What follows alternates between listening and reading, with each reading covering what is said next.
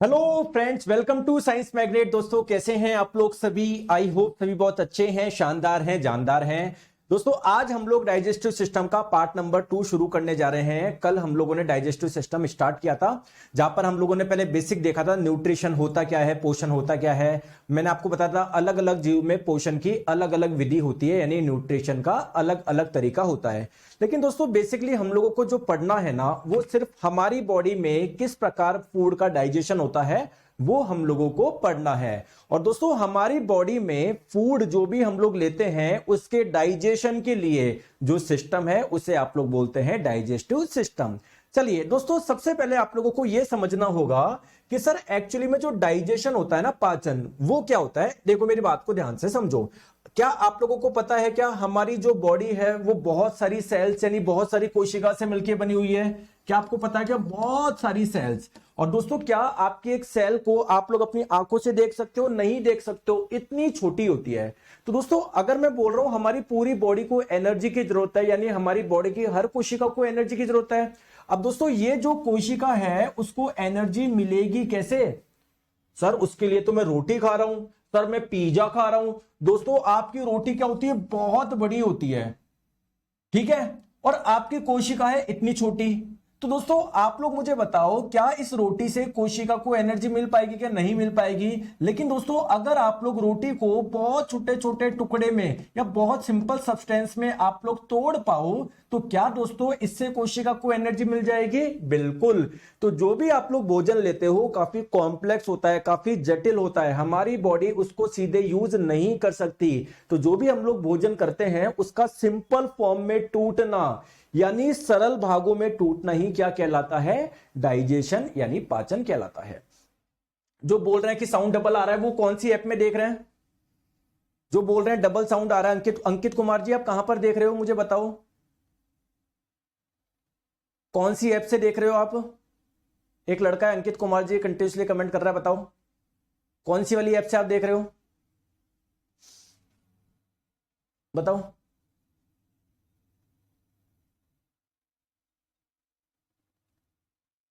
बताओ, अरे कमेंट तो करो अंकित कुमार जी। कहां पर आपको डबल साउंड आ रहा है?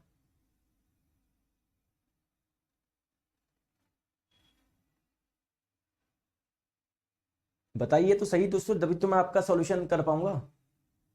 किस बच्चे को आ रहा है डबल साउंड? कौन सी डिवाइस में आ रहा है मुझे बताओ तो सही।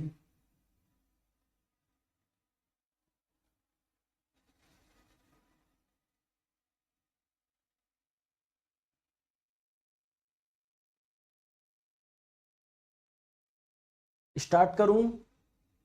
सब आ रही है? क्लियर? क्लियर?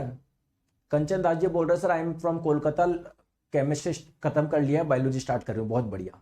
चलिए स्टार्ट करें। देखो सब ओके हैं दोस्तों, चलिए स्टार्ट करते हैं। आ जाओ।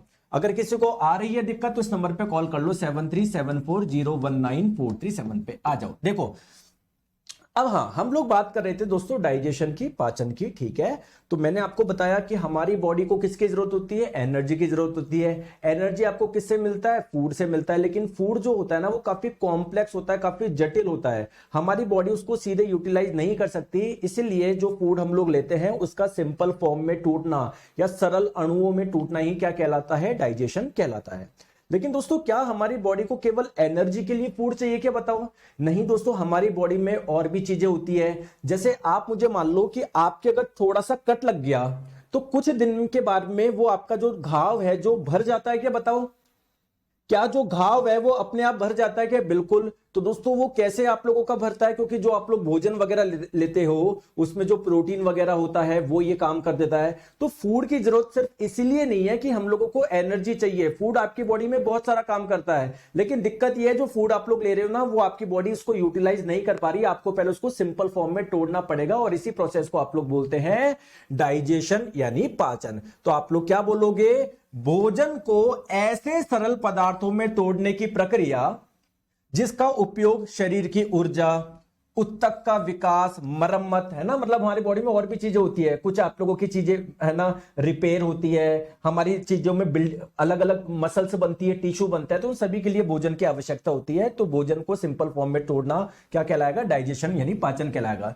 जैसे आप लोग जो भोजन लेते हो ना, उसमें कार्बोहाइड्रेट भी होता है, प्रोटीन भी होता है, फैट भी होता है, विटामिन भी होते हैं, मिनरल भी होते हैं। आप लोग बोलोगे सर मैं तो कार्बोहाइड्रेट वाला खाना खाता ही नहीं हूं। किसने बोला नहीं खाते?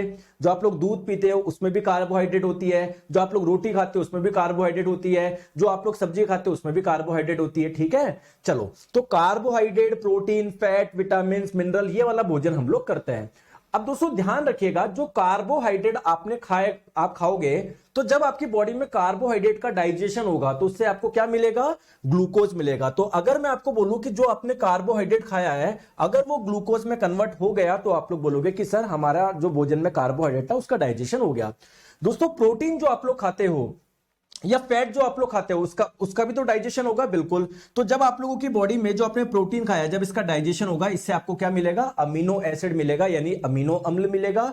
और जब फैट, वसा जो आप लोग खा रहे हो भोजन में, जब इसका डाइजेशन होगा इससे आपको क्या मिलेगा? फैटी एसिड यानी वसीय अम्ल मिलेगा। तो मैं बोल सकता हूं अगर हमारी बॉडी में जो प्रोटीन आपने खाया, अगर दोस्तों आपकी बॉडी में वो अमीनो एसिड में कन्वर्ट हो गया तो आप लोग क्या बोलोगे कि सर प्रोटीन का डाइजेशन हो गया।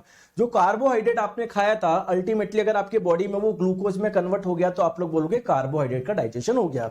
आपके मन में क्वेश्चन आ रहा होगा कि सर जो विटामिन मैं खाता हूं, जो मिनरल मैं खाता हूं, जब उसका डाइजेशन होगा उससे क्या मिलेगा? दोस्तों एक्चुअली में विटामिन और मिनरल्स होते हैं ना, जैसे vitamin A, vitamin B, vitamin C, vitamin K, ये आप लोगों के क्या होता है? पहले से ही सिंपल फॉर्म होते हैं। यानी अगर जब आप लोग इसको खाओगे ना, कोई विटामिन वाला खाना खाओगे, तो विटामिन आपकी बॉडी में डायरेक्ट क्या हो जाते हैं? यूटिलाइज हो जाते हैं, डायरेक्ट आप लोगों की बॉडी में उनका यूज हो जाता है, उसको और तोड़ने की जरूरत नहीं है। सिमिलरली दोस्तों आप लोग जो कैल्शियम खाते हो, जो आप लोग कैल्शियम वाली चीज खा रहे हो, कोई आयरन वाली चीज खा रहे हो, वो भी आपकी बॉडी में डायरेक्ट ही यूटिलाइज हो जाती है, उनका और डाइजेशन नहीं होता है क्योंकि वो ऑलरेडी क्या होता है? सिंपल फॉर्म होते हैं। तो विटामिन और मिनरल्स का बॉडी में डाइजेशन नहीं होता, वो पहले से ही क्या होते हैं? आप लोगों के सिंपल होते हैं। अरे पढ़ लो यार, ये लड़का है करण कुमार जी, पीरियोडिक टेबल कब होगा सर? अरे केमिस्ट्री में होगा पीरियोडिक टेबल, यहां पर होगा कि केमिस्ट्री में करा तो दिया, क्लासिफिकेशन ऑफ एलिमेंट्स, तत्वों के वर्गीकरण में पीरियोडिक टेबल कब होगा? दोस्तों इधर पढ़ाई करो यार, आप मुझे पढ़ाने नहीं देते हो। देखो जब तक मैं पढ़ाऊंगा नहीं, जब तक आप पढ़ोगे नहीं, सब बेकार है। सर ये डब्बा नीले कलर की जगह लाल कलर करो, लाल की जगह पीला करो, सब बेकार है। सर मैं नोट्स कैसे बनाऊं? अरे अभी समझ लो आप, बाद में फिर आपको मैं पीडीएफ दे रहा हूं, नोट्स बना लेना। चलो आ जाओ। चलो अब दोस्तों बात करते हैं हमारी बॉडी में ये जो डाइजेशन की प्रक्रिया है ना, उसके लिए हमारी बॉडी में एक सिस्टम है जिसे आप लोग बोल रहे हैं डाइजेस्टिव सिस्टम यानी पाचन तंत्र। अब दोस्तों आपको लगता होगा कि जो फूड हम लोग खाते हैं उसका डाइजेशन माउथ के द्वारा हो जाता है? नहीं। आपको लगता है कि दोस्तों स्टमक, पेट के द्वारा हो जाता है? नहीं। मतलब केवल पेट के द्वारा नहीं होगा, केवल माउथ के द्वारा नहीं होगा, बहुत सारे ऑर्गन्स हैं जो मिलके आपकी बॉडी में डाइजेशन का काम कराते हैं। उन ऑर्गन्स के ग्रुप को, उन अंगों के समूह को आप लोग बोलोगे डाइजेस्टिव सिस्टम यानी पाचन तंत्र। सर कौन कौन से ऑर्गन होते हैं? जैसे देखो दोस्तों, आप लोगों का ये पेट हो गया, आप लोगों का दोस्तों माउथ हो गया, क्योंकि दोस्तों माउथ में तो आप लोग भोजन को रखोगे। अगर दोस्तों भोजन आपकी बॉडी में जाएगा ही नहीं तो डाइजेशन कहां से होगा? तो माउथ भी आपका डाइजेस्टिव सिस्टम का पार्ट हो गया। इसके बाद में दोस्तों जो भोजन होता है आप लोगों का, वो नीचे जाता है एक पाइप के माध्यम से, ये भी आपके डाइजेस्टिव सिस्टम का पार्ट है। तो दोस्तों मैं आपको ये बोलना चाह रहा हूं, डाइजेस्टिव सिस्टम जो होता है ना, वो बहुत सारे ऑर्गन से मिलकर बनता है। तो इसकी डेफिनेशन ये दे सकते हो, अंगों का वह समूह जो हमारे बॉडी में डाइजेशन का काम करता है, उसे आप लोग बोलते हैं डाइजेस्टिव सिस्टम यानी पाचन तंत्र। चलिए अब दोस्तों हम लोग बात करें कि देखो सबसे एक्चुअल में ऐसा नहीं होगा कि मतलब सारी शुरुआत कहां से हो रही है। सबसे पहले क्या रखोगे आप लोग? भोजन को अंदर रखोगे। इस प्रोसेस को बोलते हैं इंजेशन यानी अंतर्ग्रहण। दोस्तों जो भोजन आपने लिया, नीचे आते आते आते आते उसका डाइजेशन होगा, है ना। तो अगला स्टेप क्या है? डाइजेशन यानी पाचन। दोस्तों डाइजेशन से आपको क्या मिलेगा? सिंपल फॉर्म मिलेगी आप लोगों को, सरल पदार्थ आपको मिलेंगे, ठीक है। तो एक्चुअली में मैं आपको इधर डायग्राम बनाता हूं, प्लीज ध्यान से आप लोग समझना। देखो ये रहा आप लोगों का माउथ, माउथ में आपने भोजन को रखा, भोजन इस पाइप के माध्यम से कहां पर जाएगा? सर पेट में जाएगा, स्टमक में जाएगा। पेट से कहां पर जाएगा? सर ये कैसे नली में जाता है, जिसे आप लोग बोलते हैं स्मॉल इंटेस्टाइन यानी छोटी आंत। तो क्या होता है, जो भोजन आप लोगों ने माउथ में रखा था वो जैसे जैसे नीचे आता रहता है उसका डाइजेशन होता रहता है, पाचन होता रहता है। अगर आपको बोला जाए कंप्लीट डाइजेशन कहां पर होगा, ये छोटी आंत में आता था, आपका कंप्लीट डाइजेशन हो जाएगा, सिंपल फॉर्म आपको मिल जाएगा। अब दोस्तों यहां से क्या होता है, हमारे देखो ब्लड चारों सब जगह ब्लड फ्लो कर रहा होता है, तो यहां से वो आप लोगों के ब्लड में चला जाता है, ब्लड में एब्जॉर्ब हो जाता है। तो डाइजेशन के बाद का नेक्स्ट स्टेप क्या है दोस्तों, एब्जॉर्प्शन यानी अवशोषण। अब देखो दोस्तों आपके ब्लड में आ गया, मान लो आपने विटामिन खाया था तो विटामिन आपके ब्लड में आ गया। तो दोस्तों विटामिन की जरूरत किसको है, सर बॉडी के हर पार्ट को है। तो ब्लड जब हमारी बॉडी में सब जगह घूमता है तो ब्लड में जो विटामिन थे, ब्लड में जो कैल्शियम थे, वो हमारी बॉडी के हर पार्ट पे पहुंच जाएंगे। इस प्रक्रिया को आप लोग बोलते हैं एसिमिलेशन यानी स्वांगीकरण। ठीक है, ठीक है दोस्तों। अब ऐसा तो है नहीं जो भोजन आप लोगों ने खाया था उसका जब डाइजेशन हुआ, पाचन हुआ, वो तो आप लोगों को कहां चला गया, आपके ब्लड में एब्जॉर्ब हो गया। लेकिन जो भोजन आपका डाइजेस्ट नहीं हुआ, मतलब जो वेस्ट था, वो आप लोगों का क्या होगा, वो आप रुको, ये जो आपकी स्मॉल इंटेस्टाइन है ना, छोटी आंत, इसी से एक नली कनेक्ट होती है जिसे आप लोग बोलते हैं लार्ज इंटेस्टाइन यानी बड़ी आंत। जो भोजन से जो आपको पोषक तत्व मिले वो तो आपके इसमें ब्लड में चले गए, जो बाकी का वेस्ट है ना वो आप लोगों के लार्ज इंटेस्टाइन से कहां पर चला जाएगा, आपकी बॉडी से बाहर निकल जाएगा। तो इस स्टेप को आप लोग बोलोगे इजेशन यानी मल त्याग, या इसको आप लोग एक्सक्रीशन भी बोल सकते हो। ठीक है, समझ में आ गई बात को, ठीक है, आई बात समझ में, आ जाओ। ठीक है, चले आ गए, आ जाओ। चलिए, अब जैसा कि मैंने बताया कि दोस्तों हमारा डाइजेस्टिव सिस्टम है ना, केवल एक ऑर्गन से नहीं मिलता, बहुत सारे ऑर्गन्स होते हैं जो कि क्या करते हैं, डाइजेस्टिव सिस्टम का निर्माण करते हैं। क्लियर है दोस्तों, एक दो बच्चे हैं, प्रिंस निषाद जी बोल रहे हैं पूरा हिंदी में पढ़ाओ गुरुजी। ठीक है सर, टाइमिंग की वजह से रिकॉर्ड क्लास देखते हैं सर, क्या गजब पढ़ाते हो, एक बार धन्यवाद। प्रिंस निषाद जी बोल रहे हैं पूरा हिंदी में पढ़ाओ गुरुजी। प्रिंस जी इधर पढ़ लो, अभी मैं कुछ बोलूंगा। तुमने खुद का नाम तो दोस्तों तुमने इंग्लिश में रख रखा है प्रिंस, और बोल रहे हो हिंदी में पढ़ाओ। मैं आपको दोनों लैंग्वेज में पढ़ा रहा हूं, बस पढ़ाई पे ध्यान दो दोस्तों, तभी सिलेक्शन होगा। आप देखो फालतू में आप कमेंट करते रहोगे, कैसे पढ़ पाओगे आप लोग, पढ़ पाओगे कि आप खुद दिमाग लगाओ। तो अगर सिलेक्शन लेना है पढ़ना पड़ेगा। मैं इधर आपको बेस्ट पढ़ा रहा हूं, सारी पूरी मेहनत कर रहा हूं, सब क्वेश्चन करवा दूंगा, एक एक क्वेश्चन सॉल्व करवाऊंगा, लेकिन आप तभी सॉल्व कर पाओगे जब आप लोग क्लास में ध्यान रखोगे, वरना कोई मतलब नहीं है। ठीक है, आ जाओ। चलिए, हाँ, तो मैंने आपको बताया कि हमारा जो डाइजेस्टिव सिस्टम है ना, पाचन तंत्र, वो ऐसा नहीं है कि केवल एक ऑर्गन से मिलकर बना हुआ है, बहुत सारे ऑर्गन्स होते हैं जो कि भोजन के डाइजेशन में हेल्प करते हैं। तो उन सब ऑर्गन्स को मिला के आप लोग बोलते हैं डाइजेस्टिव सिस्टम यानी पाचन तंत्र। अब देखो दोस्तों, हमारा जो डाइजेस्टिव सिस्टम है ना, उसको आप लोग बेसिकली दो पार्ट में बांट सकते हो। एक होता है आपका एलिमेंट्री कैनाल यानी आहार नाल। सर आहार नाल क्या होता है दोस्तों, भोजन आप लोगों का जहां जहां से पास होता है उसे आप लोग बोलते हैं एलिमेंट्री कैनाल। जैसे सबसे पहले भोजन को आप लोग कहां पर रखोगे, माउथ में रखोगे। कहां पर रखोगे, माउथ में रखोगे। माउथ से, ये मुंह से भोजन कहां पर जाता है, नीचे जाता है, एक पाइप के माध्यम से नीचे जाता है। इस पाइप का नाम है ईसोफेगस, या इसको फूड पाइप, या इसको भोजन नली, या इसको ग्रास नली भी बोल सकते हैं। ठीक है, तो बेसिकली इससे भोजन कहां पर जाएगा, आपके स्टमक में, पेट में जाएगा। पेट से कहां पर जाएगा, छोटी आंत में जाएगा, स्मॉल इंटेस्टाइन में जाएगा। स्मॉल इंटेस्टाइन से लार्ज इंटेस्टाइन में जाएगा, बड़ी आंत में जाएगा। तो भोजन जहां जहां से पास हो रहा है ना, उसे आप लोग बोलोगे एलिमेंट्री कैनाल यानी आहार नाल। तो आहार नाल में कौन कौन से पार्ट आएगा, एक तो आपका माउथ आएगा, या इसको आप लोग बकल कैविटी भी बोलते हैं, मुख गुहा भी बोलते हैं। तो एलिमेंट्री कैनाल कहां से स्टार्ट हो रही है, यहां से लेकर बिल्कुल लास्ट तक, तो बकल कैविटी, मुख गुहा। इसके बाद में दोस्तों ये आपका पाइप, जिसे आप लोग ईसोफेगस बोलते हैं, इसे आप लोग फूड पाइप भी बोल सकते हैं, ग्रास नली भी बोल सकते हैं। दोस्तों इससे भोजन आपका कहां पर जाएगा, स्टमक में जाएगा। तो नेक्स्ट जो आपका एलिमेंट्री कैनाल का पार्ट हो गया वो कौन सा होगा, स्टमक यानी आमाशय। स्टमक से कहां पर जाएगा, सर छोटी आंत में जाएगा। तो ये छोटी आंत इसका नेक्स्ट पार्ट हो गया। छोटी आंत से कहां पर जाएगा, सर बड़ी आंत में जाएगा। तो लार्ज इंटेस्टाइन, बड़ी आंत इसका पार्ट हो गया। क्लियर है क्या, समझ में आ गई बात को, कहानी क्लियर है, आ गई बात समझ में। सर बीएससी का पुराना बैच ले रखा हूं, बीएससी का नया रिकॉर्डेड वीडियो अभी नहीं डाली है। अरे तो जो चैप्टर होंगे वही तो डालेंगे। अभी बेसिक्स इंजीनियरिंग ड्राइंग में 3 जो चैप्टर में तो 3 डाल दिए नितिन जी, सब डाल दे के अब मैंने पढ़ाया नहीं, कहां से डाल दूंगा।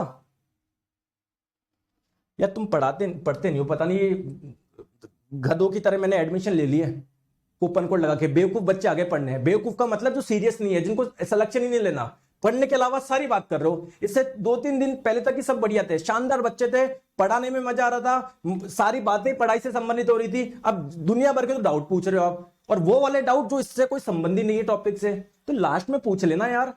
लास्ट में मैं समय दूंगा, मेरी हाथ जोड़ के रिक्वेस्ट है, देखो पढ़ लो यार, हमारा बहुत बड़ा सिलेबस है, ऐसे करोगे मजा नहीं आएगा। क्लियर है? ठीक है। तो एलिमेंट्री कैनाल आप लोग किसको बोलते हो? सर भोजन जहां जहां से होके गुजरता है। तो भोजन को सबसे पहले माउथ में रखोगे, उसके बाद में भोजन इस पाइप में आएगा जिसको आप लोग इसोफेगस बोलते हो, इसके बाद में स्टमक में आएगा, इसके बाद में छोटी आंत में जाएगा, इसके बाद में बड़ी आंत में जाएगा। ठीक है? ठीक है। अब दोस्तों एक चीज आप लोग ध्यान रखो, छोटी सी बात आप लोग ध्यान रखो। हाँ सर बताइए। देखो एक्चुअली क्या होता है, जैसे जब आप लोग भोजन को अपने माउथ में रखते हो, ठीक है, यहां पर मैं इस डायग्राम बताता हूं। जब भोजन को आप अपने माउथ में रखते हो ना, तो हमारे माउथ में क्या बनता है? सलाइवा बनता है। क्या बनता है? लार बनता है, सलाइवा बनता है। ठीक है क्या दोस्तों? इस सलाइवा में कुछ पदार्थ पाए जाते हैं, कुछ पदार्थ पाए जाते हैं। ये पदार्थ क्या करते हैं? भोजन का पाचन कराते हैं। तो ऐसे पदार्थ को आप लोग बोलते हैं एंजाइम्स। तो एंजाइम्स बेसिकली क्या है? सर हमारी बॉडी में बनने वाले वो पदार्थ जो कि भोजन के पाचन कराते हैं, उसे आप लोग बोलते हैं एंजाइम्स। समझ में आ गया क्या बात को? बोलो हाँ या ना। बिल्कुल ठीक है। अब सर मुझे एक चीज बताओ, जैसे हमारी बॉडी में बहुत सारे ऑर्गन ऐसे हैं जिनसे कोई ना कोई पदार्थ निकलता है, जिससे कोई ना कोई पदार्थ बनता है। जैसे अभी मैं आपको बताऊंगा थोड़ी देर में कि जो हमारा लीवर है ना, लीवर से क्या बनता है? एक जूस बनता है, एक रस बनता है, जिसको आप लोग बोलते हैं बाइल जूस यानी पित्त रस। ठीक है? तो हमारी बॉडी के ऐसे ऑर्गन या हमारी बॉडी के ऐसे पार्ट जिनसे कोई ना कोई पदार्थ बनते हैं, उसे आप लोग क्या बोलते हैं? ग्लैंड बोलते हैं। क्या बोलते हैं? ग्लैंड यानी ग्रंथि बोलते हैं। दोस्तों अगर किसी ग्लैंड से बनने वाला पदार्थ, देखो ग्लैंड दो टाइप की होती है, एक तो होती है एक्सोक्राइन ग्लैंड जिसे आप लोग हिंदी में बोलते हैं बाह्य श्राव्य ग्रंथि। ठीक है? एक होती है आपकी एंडोक्राइन ग्लैंड जिसे आप लोग हिंदी में बोलते हैं अंतःश्राव्य ग्रंथि। एक्सोक्राइन ग्लैंड वो ग्लैंड होती है सर जिससे कोई जूस बनता है। अगर किसी ग्लैंड से कोई जूस बन रहा है, कोई रस बन रहा है, तो ऐसी ग्लैंड को बोलते हैं एक्सोक्राइन ग्लैंड। और अगर किसी ग्लैंड से कोई हार्मोन बन रहा है तो ऐसी ग्लैंड को बोलते हैं एंडोक्राइन ग्लैंड। बात समझ में आई? ठीक है दोस्तों, जो एक्सोक्राइन ग्लैंड होती है वो किसको बोलते हैं सर? जिससे कुछ जूस बन रहा है या कुछ रस बन रहा है। दोस्तों जनरली इन जूस में क्या पाए जाते हैं? कुछ एंजाइम्स पाए जाते हैं। एंजाइम सर, एंजाइम्स क्या है? ऐसे पदार्थ जो भोजन का पाचन करवाए। तो दोस्तों हम लोगों को ग्लैंड को भी तो डाइजेस्टिव सिस्टम में जोड़ना पड़ेगा ना। कौन सी ग्लैंड को? ऐसी ग्लैंड जिनसे कोई क्या बन रहा है? एंजाइम बन रहा है, क्योंकि एंजाइम अल्टीमेटली हमारे भोजन के पाचन में मदद करेंगे। तो क्या वो भी डाइजेस्टिव सिस्टम का पार्ट होगा या नहीं होगा? बताओ। होगा ना। तो दोस्तों डाइजेस्टिव सिस्टम में केवल वो वाला पार्ट काउंट नहीं करेंगे जहां जहां से भोजन पास हो रहा है, नहीं, इसके अलावा हमारी बॉडी में ऐसे, जैसे लीवर है दोस्तों, लीवर से क्या निकलता है? बाइल जूस निकलता है, पित्त रस निकलता है, जो नली के माध्यम से छोटी आंत में आ जाएगा।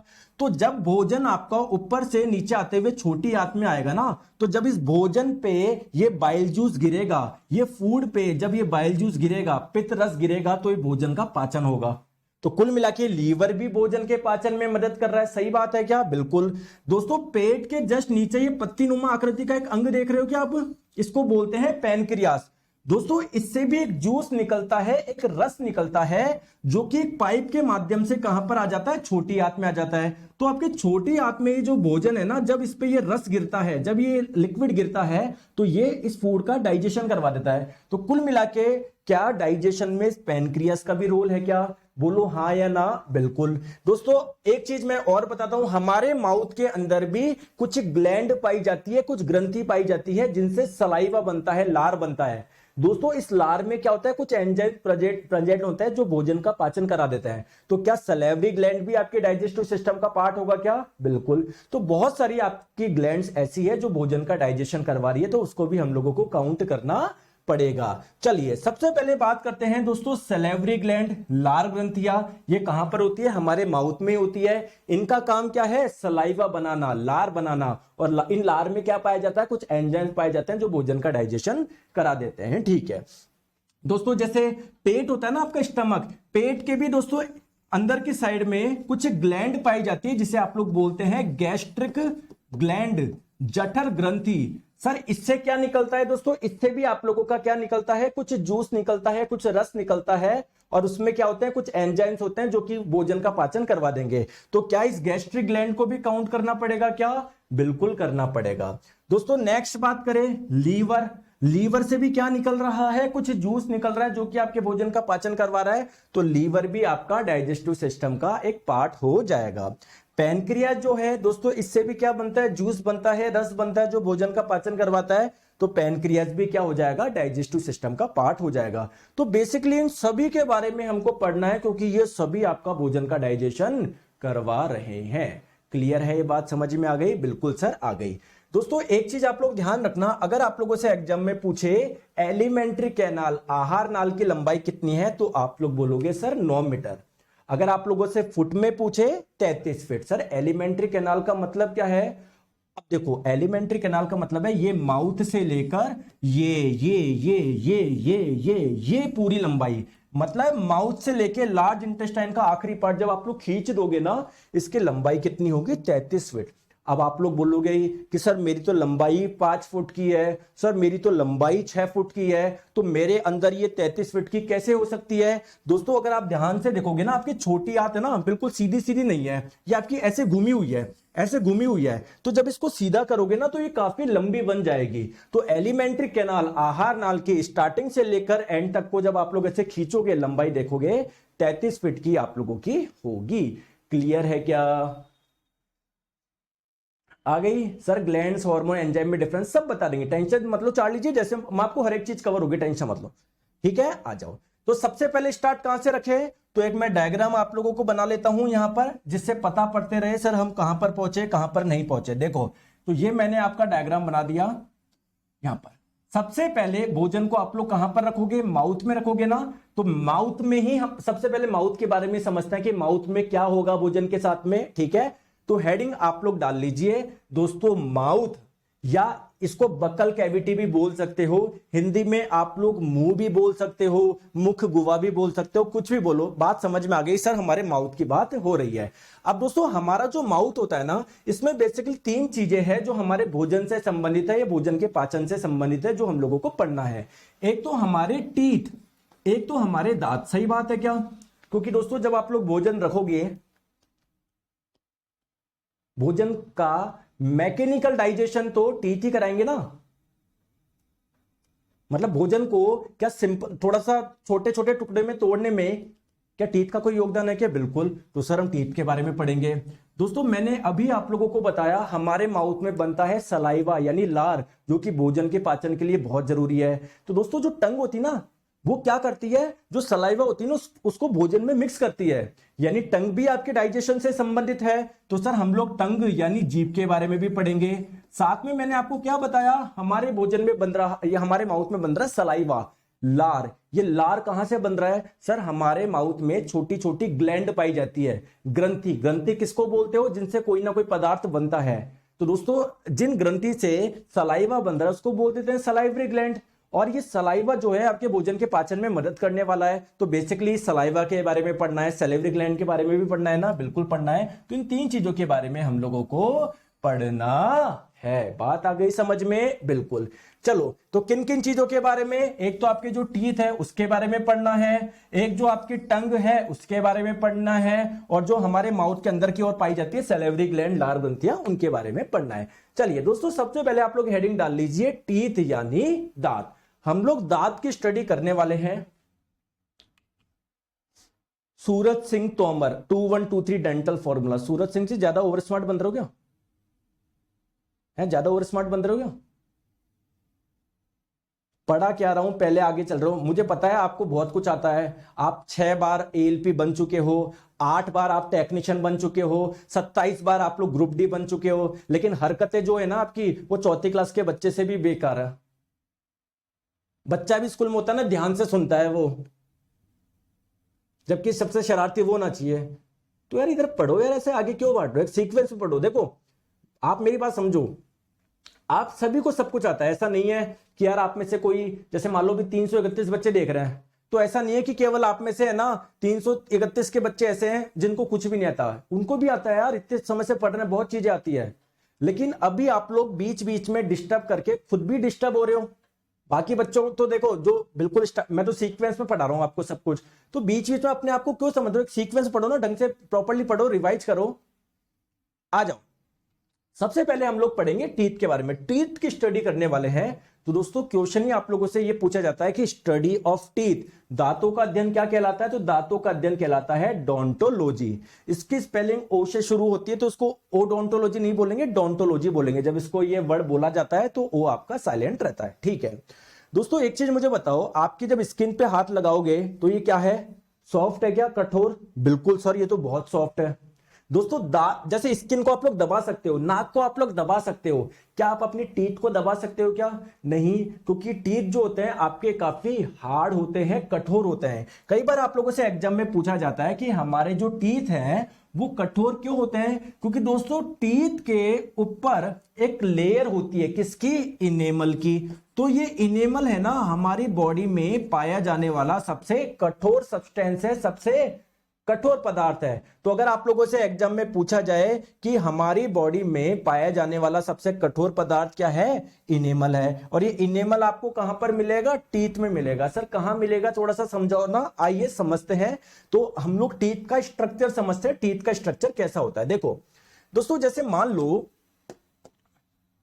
ये आपका क्या है, लोअर जो है निचला जबड़ा है, तो इसमें क्या लग रहे हैं सर, बहुत सारे दांत लग रहे हैं। जैसे मान लो ये एक दांत लग रहा है आपका, तो आपको लगता है कि जो दांत है ना आप लोगों का, जो ऊपर दिख रहा है बस इतना सा है। नहीं दोस्तों, टीथ का कुछ पार्ट होता है ना आप लोगों का, वो मसूड़ों के अंदर भी होता है, गम्स के अंदर होता है, कुछ पार्ट बाहर होता है। तो टीथ का वो भाग जो मसूड़ों के ऊपर होता है या जो विजिबल होता है, उसे आप लोग बोलते हैं क्राउन, यानी शिखर।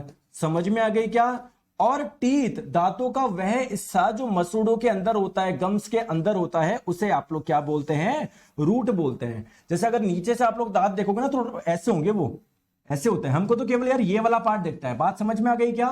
समझ में आ गई, ठीक है।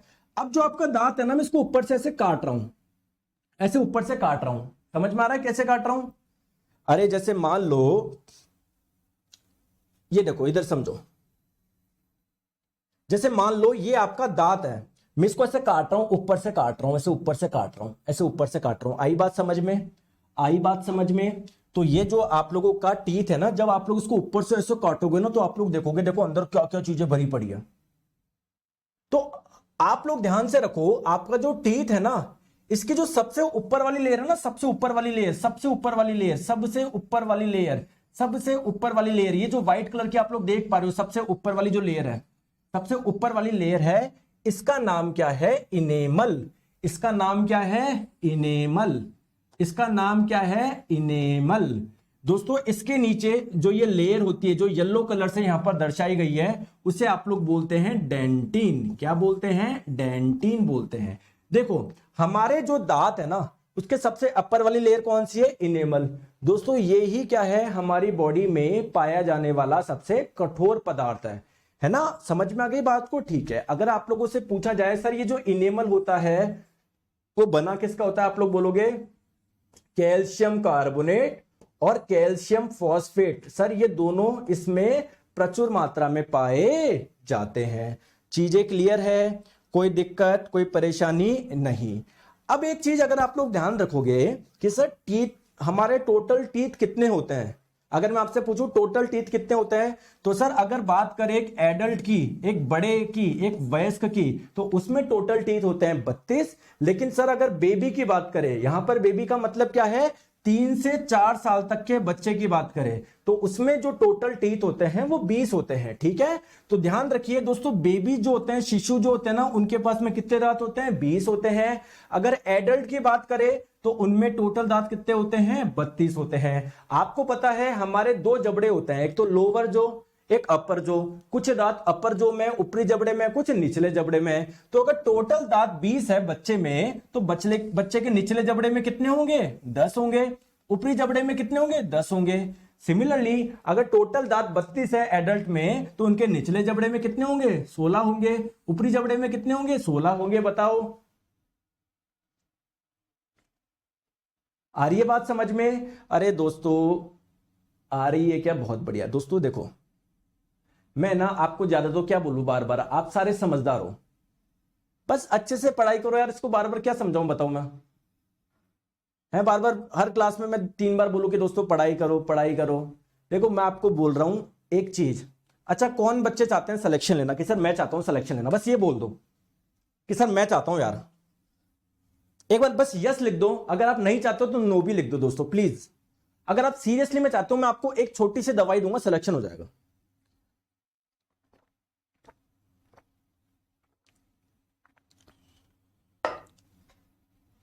बताओ राजेश, चाय प्लस, बताओ चाहते हो ना?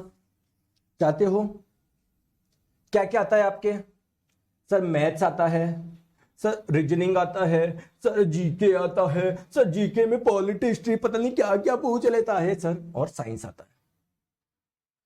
दोस्तों मैं अभी है ना ज्यादा कमेंट कुछ भी नहीं करूंगा।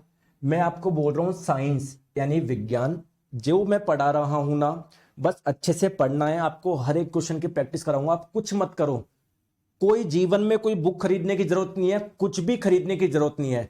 आप कोर्स से जुड़े हो, बस अच्छे से पढ़ लो। मैं सिलेक्शन की गारंटी नहीं देता हूं दोस्तों, मैं गारंटी देता हूं 20/20। अगर आप लोग एएलपी का दे रहे हो, टेक्नीशियन का दे रहे हो, मैं गारंटी देता हूं दोस्तों 25 में से 25। अगर आप ग्रुप डी की दे रहे हो दोस्तों, मैं गारंटी देता हूं आप लोगों को 30 में से 30। अगर आरआरबी जेई की दे रहा हूं, मैं सिलेक्शन की गारंटी नहीं दे रहा भाई, मैं तो इसकी गारंटी दे रहा हूं।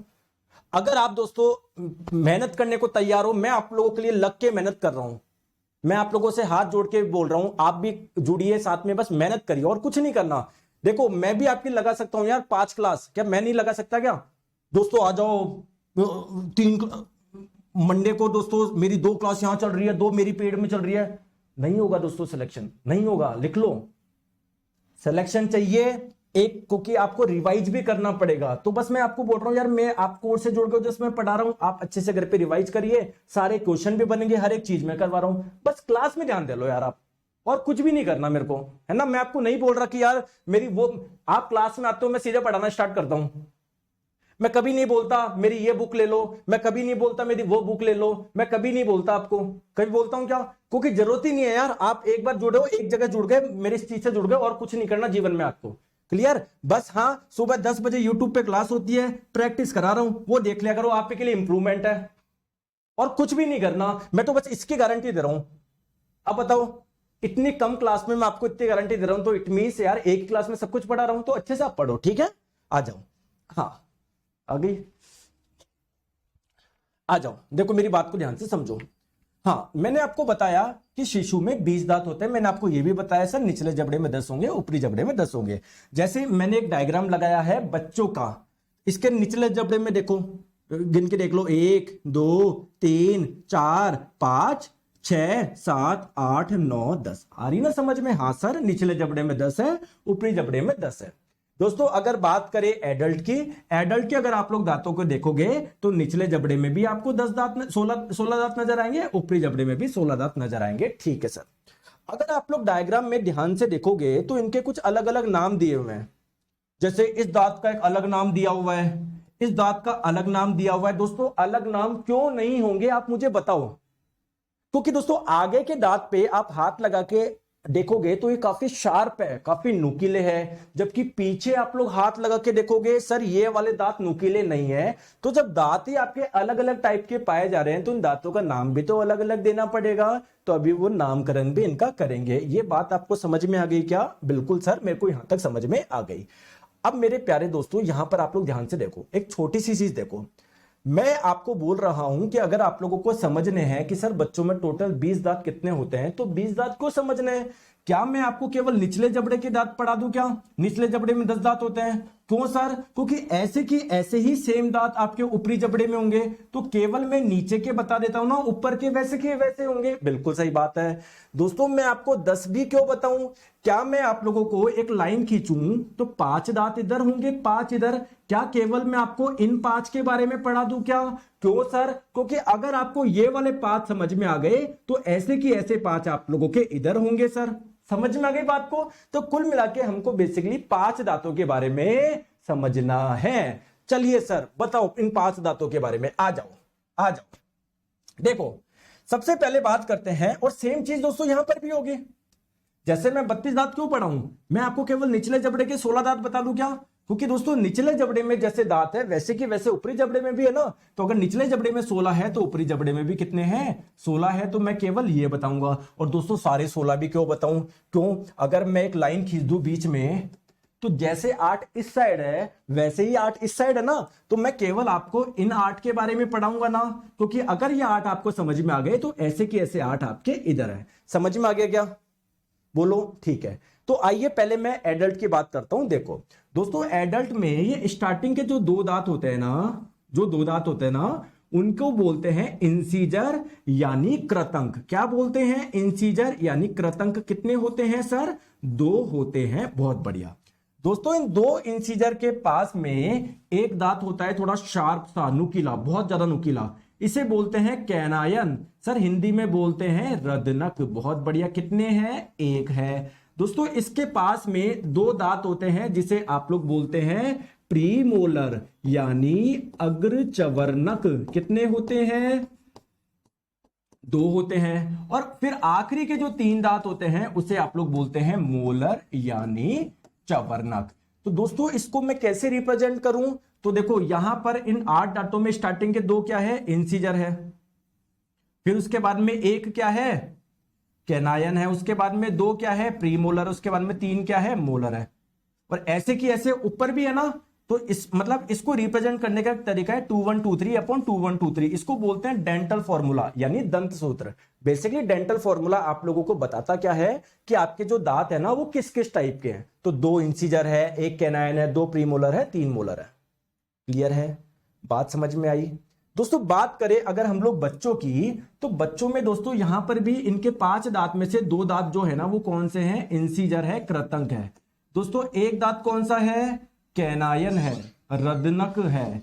कितने हैं? 1। उसके बाद के जो 2 दांत है वो कौन से हैं? प्रीमोलर नहीं, बच्चों में प्रीमोलर होते ही नहीं है। इस कैनायन के जस्ट बाद में आप लोगों की मोलर शुरू हो जाते हैं। तो मोलर कितने हैं? Sorry 3। I am really sorry है ना। तो इस कैनाइन के बाद में जो 2 दांत है ना वो कौन से होते हैं? मोलर होते हैं, चवर्णक होते हैं। तो अगर मैं आपको बोलूं बच्चों का टीथ फॉर्मूला क्या होगा, तो इनका होता है 2102 अपॉन 2102। यानी अगर इन 5 में बात करें सर 2 इंसीजर, 1 कैनायन, सर कोई प्री मोलर नहीं, मोलर कितने आपके? 2। आई बात समझ में? क्लियर है? बात समझ में आ गई? सर ये तो है ना गिचपिच हो गया। अब सर थोड़ा सा क्लियर करके बताओ। बिल्कुल यार क्लियर करके बताएंगे। आ जाओ, चलो आ जाओ प्लीज, मेरी बात को आप लोग ध्यान से समझो। तो ये एडल्ट के मैं बात कर रहा हूं, निचले जबड़े में 16 होंगे, ऊपरी जबड़े में भी 16 होंगे। आइए समझते हैं। देखो दोस्तों मैंने आपको क्या बताया,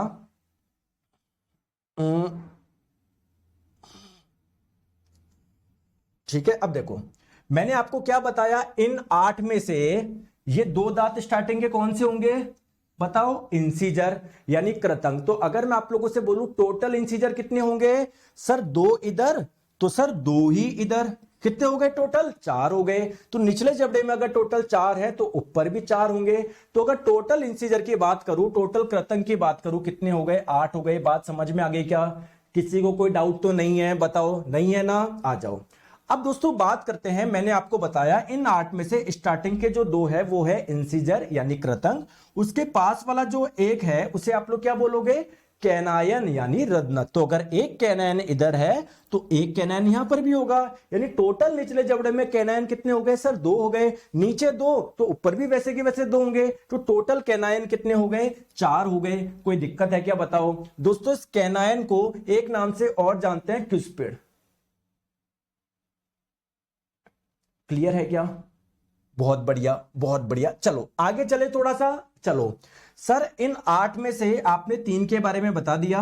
दोस्तों 2 1 2 3 याद है, यानी एक कैनाइन के बाद के जो 2 दांत है वो कौन से होंगे? प्रीमोलर यानी अग्रचवर्णक। तो दोस्तों 2 प्रीमोलर इधर तो 2 ही प्रीमोलर इधर होंगे, यानी निचले जबड़े में टोटल प्रीमोलर कितने हो गए? 4 हो गए। जैसे नीचे आप लोगों के 4 है वैसे ही ऊपर होंगे। तो अगर मैं आपको बोलूं प्रीमोलर यानी अग्रचवर्णक की संख्या कितनी होगी?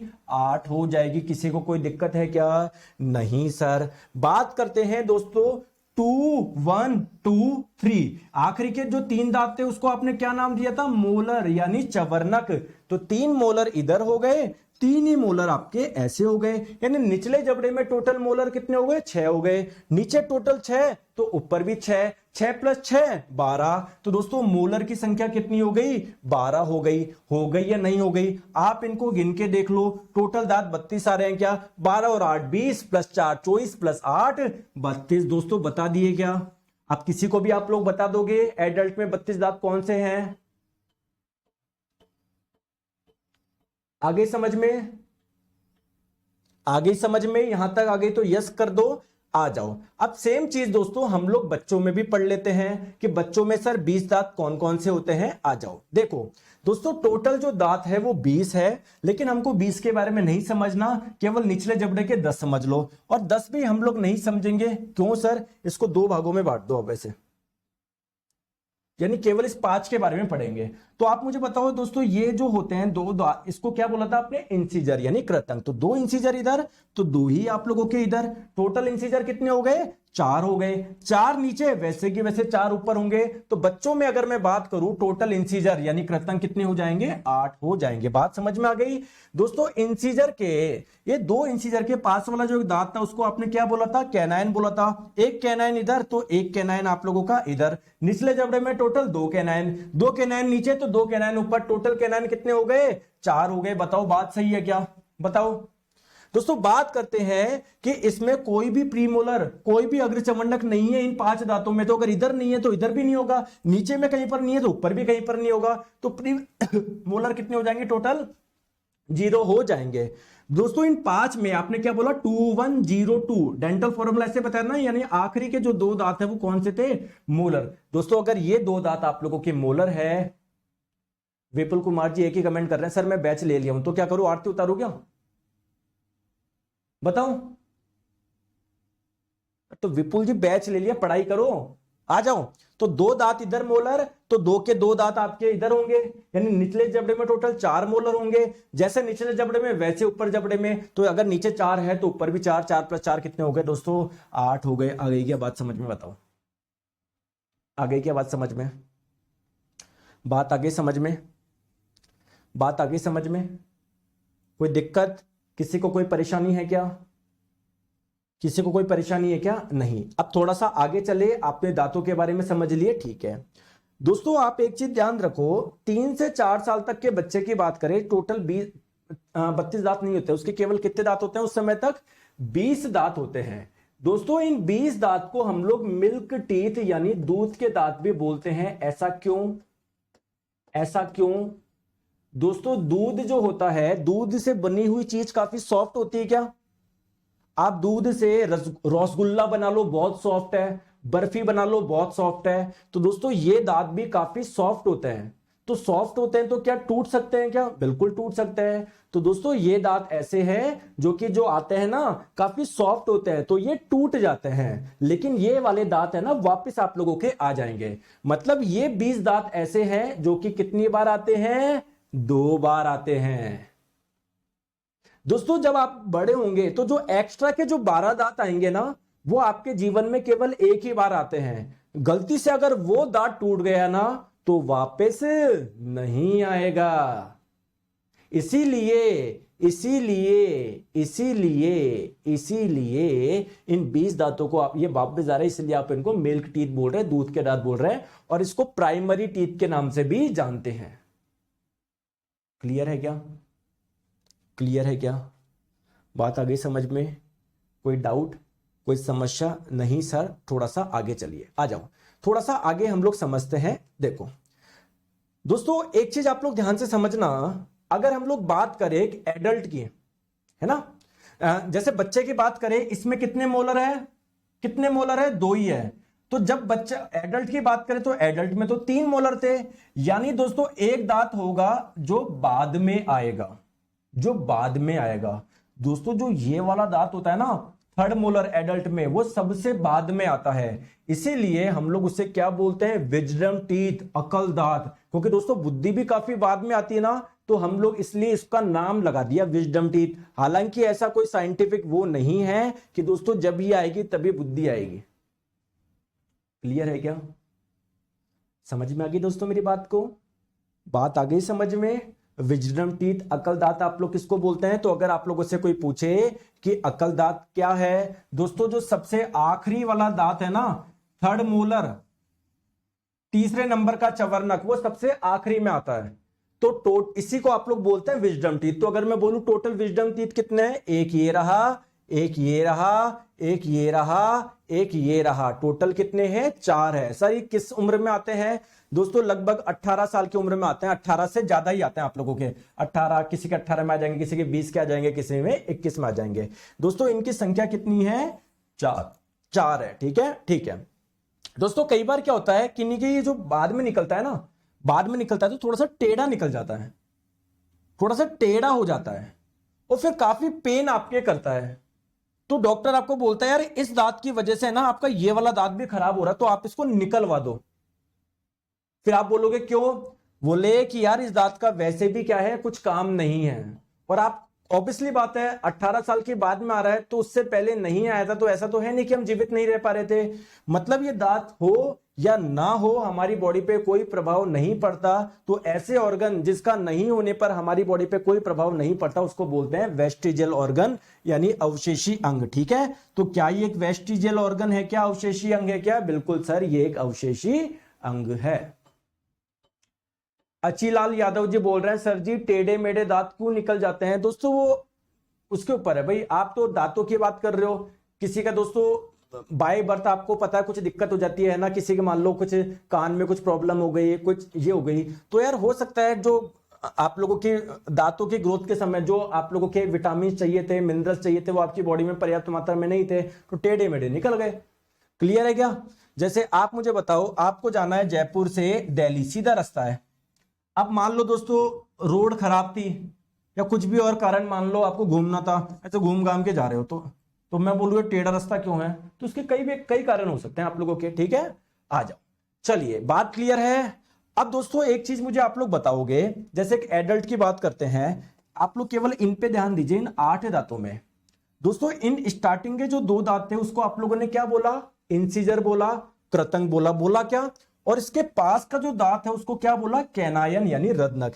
चलो दोस्तों एक काम करो, इस इंसिजर को देखो, इंसिजर को अगर आप लोग पूरे फोटो दिखाओ ना कि सर अंदर भाई कुछ पार्ट इसका गमसुमी तो मसोड़ी में भी है, तो अगर इंसिजर को पूरा निकाल के दिखाओ ना मैं आपको, दोस्तों ऐसा नजर आता है, ऐसा नजर आता है। और इंसिजर के पास में जो कैनायन है ना, उसको पूरा बाहर निकाल के बताऊं ना तो ऐसा नजर आता है। दोस्तों ये देखो कितना शार्प दांत है, बिल्कुल ऐसा लग रहा है कि कील की जैसे शार्प है, ये नहीं है बिल्कुल। दोस्तों लास्ट के जो दांत है ना मोलर, स्पेशली इसकी बात करूं, इसको अगर आप लोग बाहर निकाल के देखोगे तो ये ऐसा नजर आएगा। तो आप लोग एक चीज देख पा रहे हो, सब दांतों का शेप अलग अलग है, कोई बहुत ज्यादा शार्प है, कोई शार्प नहीं है, तो इनके काम भी अलग अलग होंगे, होंगे नहीं होंगे, बिल्कुल सर। तो इनके काम बताओ, आ जाओ। सबसे पहले बात करते हैं इंसिजर की, जिनकी टोटल संख्या एडल्ट में कितनी होती है, 8 होती है। देखो ये इन वाले दांत की बात कर रहा हूं मैं, इन वाले की। दोस्तों जब आप लोग हंसते हो ना, सबसे पहले ये दांत तो दिखेंगे, 2 इंसिजर, ये 2, ये 2, ये 2, ये सबसे पहले ये दांत तो दिखेंगे स्टार्टिंग में, बताओ। तो दोस्तों इन टीथ को ही हम लोग स्पाइलिंग टीथ के नाम से जानते हैं। और आप लोगों से कई बार पूछा जाता है कि जब भी दांत आते हैं सबसे पहले कौन से दांत आते हैं, दोस्तों आपके यही वाले आते हैं, ठीक है। तो आप लोगों के इंसिजर टोटल कितने हो गए, 8 हो गए। इनको हम लोग स्माइलिंग टीथ भी बोल रहे हैं, ध्यान रखिएगा। और दोस्तों इन वाले भोजन का मतलब इस वाले टीथ का काम क्या है, जैसे आप लोग एप्पल खाओगे, आगे से कट करोगे ना, आगे से करोगे ना, तो अगर आप लोगों से पूछा जाए सर इनका काम क्या है, कटिंग ऑफ फूड। आई बात समझ में, आई बात समझ में, ठीक है। दोस्तों बात करते हैं जो आपके इंसिजर के पास वाला जो दांत है ना,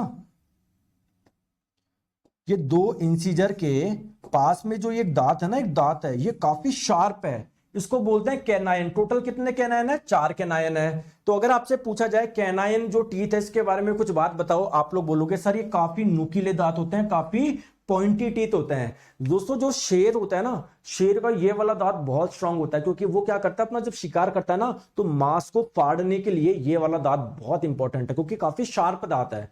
तो बेसिकली ये क्या करता है, टीयरिंग ऑफ फूड करता है, भोजन की चीर फाड़। जो नॉनवेज वगैरह खाते हैं ना, जैसे शेर वगैरह हो गया या कोई और आप लोगों का टाइगर वगैरह हो गया, दोस्तों उनका ये दांत है ना काफी ज्यादा यूज होता है। तो इसका काम क्या है? टीयरिंग। टीयरिंग का मतलब फाड़ना। क्लियर है क्या? अभिषेक जी बोल रहे हैं सर बेसिक्स एंड ड्राइंग की क्लास नहीं चल रही क्या? दोस्तों बिल्कुल चल रही है। लीवर एंड मशीन मैंने रिकॉर्ड करा है, लीवर एंड मशीन आपको रिकॉर्डेड मिलेगा, ठीक है? फिर आपकी कंटिन्यू हो जाएगी, ठीक है अभिषेक जी? क्लियर है क्या?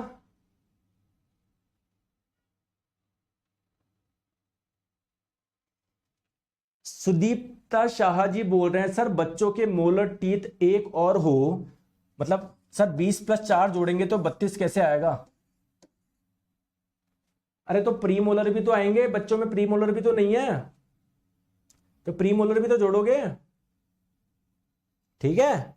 चले आगे, चलो आ जाओ। नेक्स्ट हम लोग बात करते हैं कौन से टूथ की?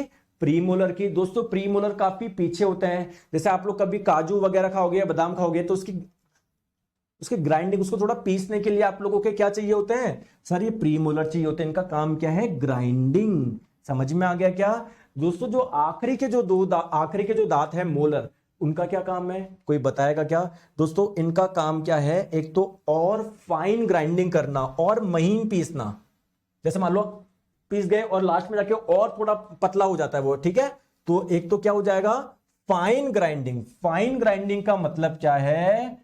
महीन, और महीन पीसना, और महीन पीसना, ठीक है? ठीक है। और साथ में दोस्तों आपके भोजन में थोड़ा सा सलाइवा मिक्स करने का काम जैसे टंग करता है ना, वैसे कुछ पार्ट आपका ये भी करता है। तो दोस्तों आई होप आपको टीथ के बारे में सब चीज समझ में आई होगी, ठीक है? दोस्तों ह्यूमन टीथ की कुछ विशेषता है, बताऊं क्या? बताऊं? अरे यार क्या चाय बनाई है, बहुत ही पता नहीं पूरी जीवन भर की चाय डाल दी क्या। ठीक है आ जाओ दोस्तों। देखो क्या हमारे दांत जो है क्या मसूड़ों के अंदर फंसे हुए हैं क्या? क्या हमारे दांत का कुछ भाग मसूड़ों के अंदर फंसा हुआ है क्या?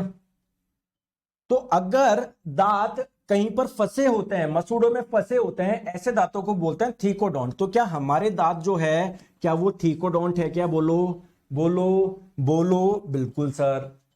दोस्तों अभी अभी मैंने एक चीज बताई, हमारे सभी दांत एक जैसे नहीं है, नहीं है ना? तो दोस्तों ऐसे आप लोगों के अगर किसी में सभी दांत एक जैसे नहीं होते तो उसको बोलते हैं आप लोग हेट्रोडोंट, यानी विषम दंती। तो हमारे सभी दांत एक जैसे नहीं है।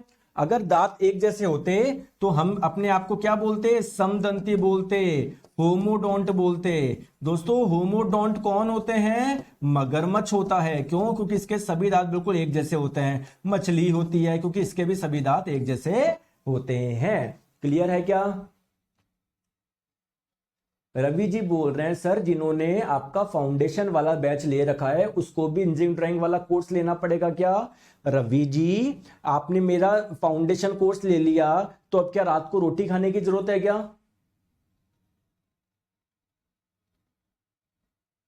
रवि जी आपने मेरा फाउंडेशन कोर्स ले लिया, क्या अब शादी करने की जरूरत है क्या? यार basic science and engineering drawing एक अलग सब्जेक्ट है, वो सीबीटी 2 में आएगा। बस मतलब 30% बच्चों को तो ये कमेंट आता है मैं तो समझ नहीं आ रहा क्या तैयारी कर रहे हो, तुमको ये नहीं पता तुम सिलेबस क्या है।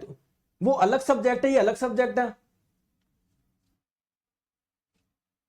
आ जाओ दोस्तों नेक्स्ट बात करते हैं डाइफोडोंट। डाइफोडोंट को मतलब क्या है?